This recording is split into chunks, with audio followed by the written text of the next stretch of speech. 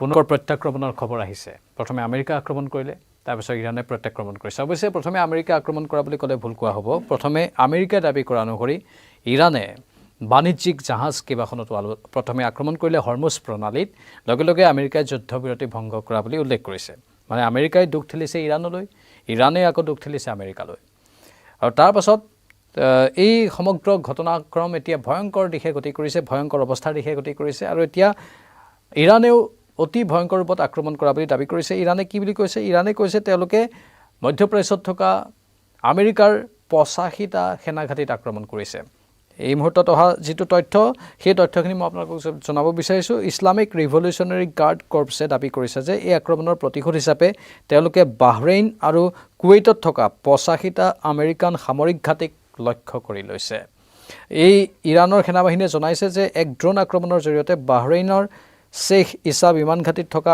American বাহিনীক লক্ষ্য কৰা হৈছিল অত্যন্ত উত্তেজনাপূৰ্ণ পৰিস্থিতি এতিয়া সেইটোৱেই খবৰ ডাঙৰ খবৰ আৰু নাটোৰ প্ৰধান মাৰ্ক ৰুটে ইৰানৰ ওপৰত আমেৰিকাৰ আক্ৰমণক একেবাৰে প্ৰয়োজনীয় বুলি অভিহিত কৰিছিল আৰু তাৰ পাছতেই উত্তেজনা বৃদ্ধি পাইছে যেহেতু প্ৰথমে আমেৰিকাৰ মাৰ্কিন চেণ্ট্ৰেল কমাণ্ড চমুকৈ চেণ্টকমে ইৰানৰ ৮০টাতকৈ অধিক স্থানত আক্ৰমণ কৰাৰ কথা উল্লেখ কৰিছিল ধাৰাবাহিক মিছাইল আক্ৰমণ কৰিছিল সেই মিছাইল আক্ৰমণৰ ভিডিঅ'বোৰ ইতিমধ্যে আপোনালোকে আমাৰ চেনেলতো দেখিবলৈ পাইছে সেইবোৰ আমি সম্প্ৰচাৰো কৰিছোঁ অতি ভয়ংকৰ আছিল আৰু তাৰ পাছতেই ইৰানৰ সেনাবাহিনীয়ে প্ৰত্যুত্তৰ দিয়া বুলি সদৰি কৰিছে আৰু মধ্যপ্ৰাচ্যত থকা বিভিন্ন আমেৰিকান সেনাঘাটিত অভিযান চলাইছে ৮৫টা সেনাঘাটিত অভিযান চলোৱা বুলি সদৰি কৰিছে আৰু ই আকৌ এবাৰ ভাৰতীয় শ্বেয়াৰ বজাৰ তললৈ নিয়া আমি দেখিবলৈ পাইছোঁ লগতে ইন্ধনৰ মূল্যবৃদ্ধি পুনৰ এবাৰ হৈছে যিটো অতি আশংকাজনক আমাৰ সকলোৰে বাবে মুঠতে বিশ্বৰ এই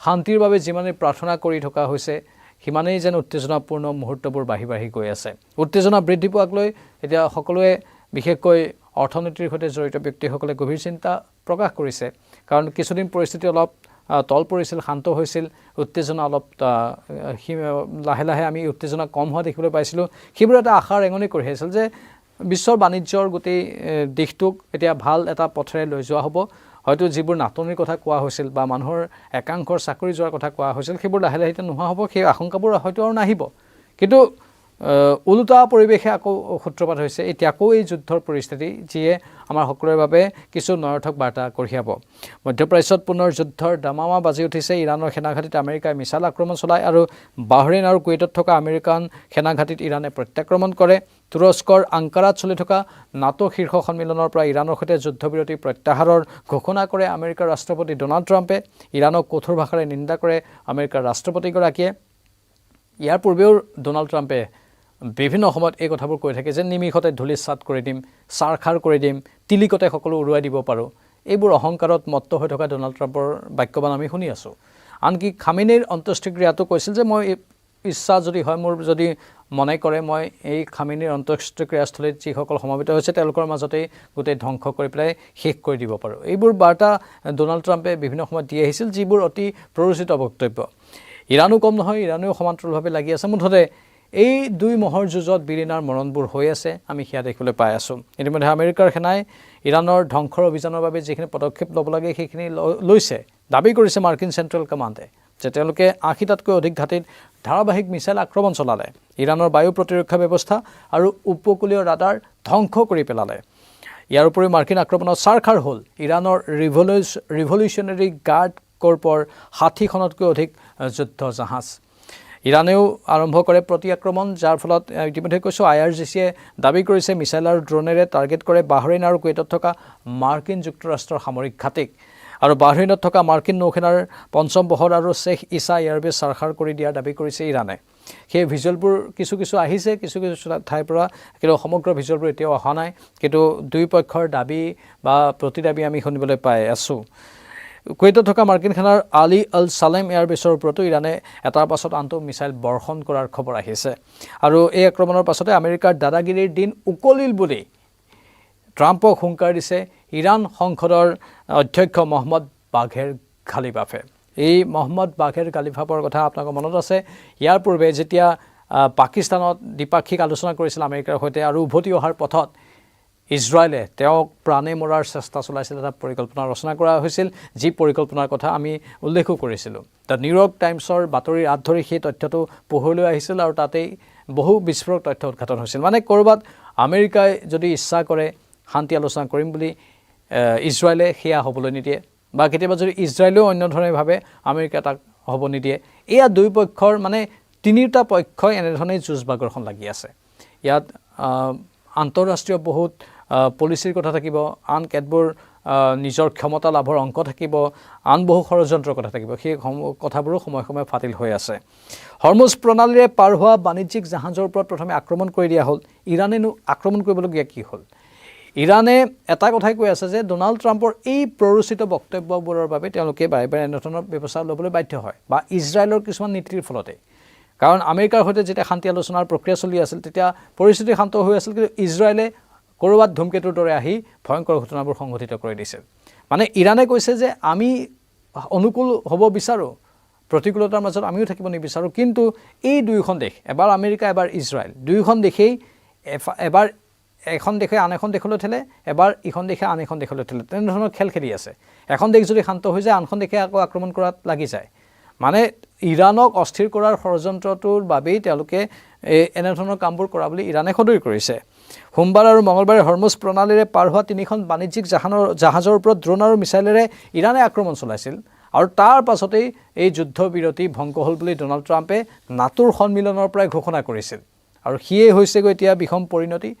আৰু সেই বিষম পৰিণতিৰ ফলত পুনৰ হয়তো গোটেই বিশ্বজুৰি আৰ্থিক মন্দাৱস্থাই ক্ৰিয়া কৰি উঠিব পাৰে। ইতিমধ্যে আমি কৈছোঁ যে ভাৰতীয় শ্বেয়াৰ বজাৰত প্ৰভাৱ পৰিছে, খাৰুৱা তেলৰ দামত ইয়াৰ প্ৰভাৱ পৰিছে। ছৌদি আৰব, লাইবেৰিয়া আৰু মাৰ্শ্বেল আইলেণ্ডৰ জাহাজকেইখনক আক্ৰমণ কৰা মাত্ৰকেই ট্ৰাম্প প্ৰশাসনে কঠোৰ প্ৰতিবন্ধকতা আৰোপ কৰি দিলে। ইৰাণৰ ওপৰত থকা তেল বিক্ৰীৰ ৰেহাই বিলুপ্ত কৰি পুনৰ কঠোৰ হোৱাৰ ঘোষণা কৰিছে ডোনাল্ড ট্ৰাম্পে। এই ঘোষণাৰ পাছতেই 6% বাঢ়িছে খাৰুৱা তেলৰ মূল্য। লগে লগে ধোঁৱাচাঙত উঠিল পাকিস্তানৰ মধ্যস্থতাত আমেৰিকা আৰু ইৰাণে স্বাক্ষৰ কৰা যুদ্ধবিৰতি চুক্তি। এই যুদ্ধবিৰতি চুক্তিবোৰ আচলতে কোনো কামৰ নহয়, সেয়া আকৌ এবাৰ প্ৰমাণ হৈ গ'ল। এওঁলোকে এবাৰ কথা পাতে, সকলো পজিটিভ হ'ব বুলি ভবা হয়, তাৰ কেইদিনমানৰ পাছতে আকৌ গোটেই নিগেটিভ হৈ পৰে। পশ্চিম এছিয়াৰ শেহতীয়া পৰিস্থিতিয়ে বিশ্বৰ অৰ্থনীতি পুনৰ অস্থিৰ কৰি তুলিছে, যাৰ প্ৰতিফলন ঘটিল বিশ্বৰ বিভিন্ন প্ৰান্তৰ লগতে ভাৰতীয় শ্বেয়াৰ বজাৰত। ইতিমধ্যে আমি কৈছোঁ যে আজিৰ দিনটোত 2.12% পতন হ'ল নেশ্যনেল ষ্টক এক্সচেঞ্জৰ সূচক নিফটিত। 2.12% পতন ইতিমধ্যে হৈছে আৰু হ'বলৈ হয়তো বাকী আছে। এনেধৰণৰ যদি পৰিস্থিতি দীৰ্ঘদিন আকৌ থাকে তেনেহ'লে পুনৰ সেই শ্বেয়াৰ মাৰ্কেটৰ এই দুৰ্বিষহ অৱস্থাটো হ'ব, যিটো মাজতে হৈছিলে। আকৌ সেই বয়বস্তুৰ দাম আৰু অধিক বৃদ্ধি পাব, তেলৰ দাম আৰু বৃদ্ধি পাব। মুঠতে জনসাধাৰণে ত্ৰাহি মধুসূদন কৰিব লাগিব। আমাৰ হাতত আন এটা ৰিপৰ্টো আছে। কাটাৰ আৰু ছৌদি আৰবৰ টেংকাৰত আক্ৰমণৰ এদিন পিছতেই যিহেতু এই ঘটনাবোৰ হ'ল, হৰমুজ প্ৰণালীত ইৰাণে জাহাজত আক্ৰমণ চলোৱা বুলি আমেৰিকাৰ সামৰিক বাহিনীয়ে দাবী কৰাৰ পিছতে আমেৰিকা যুক্তৰাষ্ট্ৰ আৰু ইৰাণৰ মাজত আক্ৰমণ প্ৰত্যাক্ৰমণ অধিক তীব্ৰ গতিত হ'বলৈ আৰম্ভ কৰে। আৰু যি অত্যন্ত উত্তেজনাপূৰ্ণ পৰিস্থিতি বুলি ইয়াক কোৱা হৈছে, ইৰাণৰ সংবাদ মাধ্যমে জনাইছে। ইৰাণৰ সংবাদ মাধ্যমৰ কিছু আমি তথ্য লৈছোঁ। দেশখনৰ দক্ষিণৰ বন্দৰ চহৰ চিৰিকত কেইবাটাও বিস্ফোৰণ ঘটিছে বুলি ইৰাণৰ সংবাদ মাধ্যমে জানিবলৈ দিছে। তাত থকা বাণিজ্যিক আৰু মাছ ধৰা ঘাটসমূহৰ লগতে কেছম আইলেণ্ড বুলি যাক কোৱা হয় তাত, আৰু বন্দৰ আব্বাছৰ ওচৰৰ এলেকাবোৰত ক্ষেপণাস্ত্ৰ বা অনুৰূপ গোলাবৰ্ষণ হৈছে বুলি ইৰাণৰ সংবাদ মাধ্যমে জানিবলৈ দিছে। এই উত্তেজনা এনে সময়ত বৃদ্ধি পাইছে যেতিয়া আমেৰিকাৰ ৰাষ্ট্ৰপতি ডোনাল্ড ট্ৰাম্প এই বৰ্ষৰ নাটো সন্মিলনত অংশগ্ৰহণ কৰিবলৈ তুৰস্কত উপস্থিত হয়। এই ঘটনাই যোৱা মাহত আমেৰিকা আৰু ইৰাণৰ মাজৰ যুদ্ধবিৰতি বৃদ্ধি কৰা আৰু যুদ্ধ সমাপ্তিৰ বাবে আলোচনা আৰম্ভ কৰা যি চুক্তি হৈছিল তাক স্তব্ধ কৰি দিছে, আৰু সেই স্তব্ধ হোৱাৰ বাৰ্তাটোৱেই অশনি বাৰ্তা। এইখিনি হ'ল তথ্য। এই মুহূৰ্ততো আক্ৰমণৰ বহুত নতুন নতুন আপডেট আহি আছে। আমি প্ৰতিটো আপডেট আপোনালোকক জনাবলৈ চেষ্টা কৰি থাকিম, কিন্তু বিশ্বৰ অৱস্থা আকৌ যদি ক'বলৈ যাওঁ ভাল নহয়। এই কথাবোৰেই আকৌ এবাৰ নতুন নতুন বেয়া দিশবোৰ উন্মোচিত কৰি তুলিছে। আপোনালোকৰ মতামত কি? কমেণ্ট বক্সত কমেণ্ট কৰি জনাব।